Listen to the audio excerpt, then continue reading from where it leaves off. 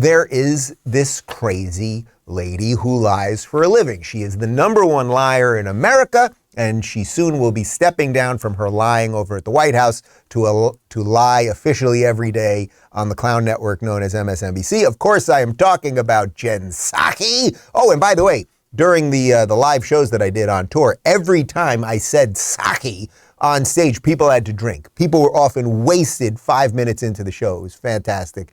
But Jen Psaki, she's very concerned that Elon Musk and his desire for free speech and an even public square and a place where people can express their own views without government overreach, that's no good. We can't have that.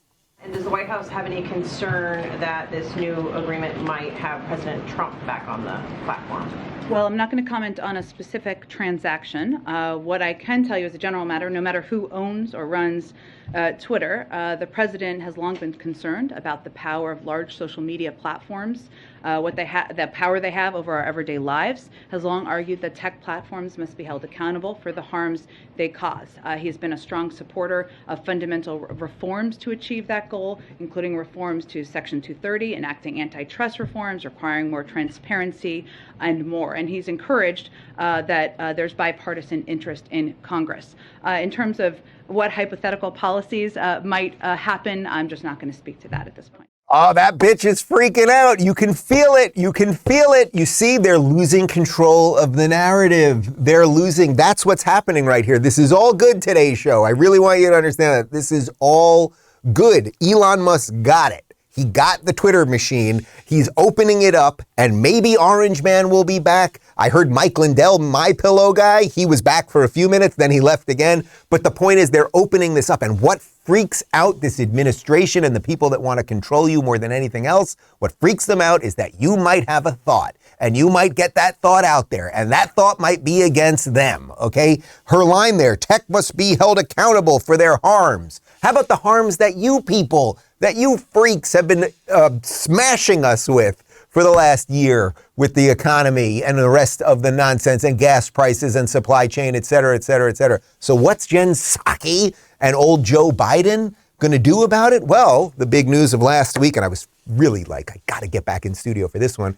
They've got a Ministry of Truth. We truly are in 1984. They've got a czar and this woman who's going to be in charge of disinformation in America. This is an assault on the First Amendment like never before, and I'm fairly certain that if an orange man had done this, we'd be in the middle of an impeachment already. But here is Psaki defending the Ministry of Truth. I think what's important to note here is what the board is doing, which is continuing what is important disinformation-related work that began under the former administration. The fact sheet that they put out, what they noted yesterday, what they noted in there is that this is meant to, one, the first bullet was about protecting privacy, civil rights, and civil liberties, and the First Amendment. They said the primary mission is to establish best practices to ensure that efforts to understand and respond to disinformation are done in ways that protect privacy, civil rights, and civil liberties. I'd also note that the first example they gave about what they're going to do is support the Department of Homeland Security's ongoing work back to the former administration to address how and understand how misinformation spread by human smugglers that prey on vulnerable populations attempting to migrate to the United States. You people are terrible, but we're winning. That's the point. Okay, so what they're doing here is now they've got their Ministry of Disinformation, and they're going to try to conflate it with somehow terrorist activities and human smuggling and all these scary things. But what they really mean is you person watching this and me sitting right here. They mean people that speak up against them. The First Amendment defends your ability to speak freely. The idea that the government now has an agency. I mean, this is 1984. Orwellian doublespeak with this woman. The idea that the government has now decided we're going to look at disinformation and see what people can and can't say. This is an assault on the First Amendment. The free speech war is here. We're out of COVID now, right? We wrapped that thing up nicely. That was fun. Now the free speech war is here. And you better decide what side you're on.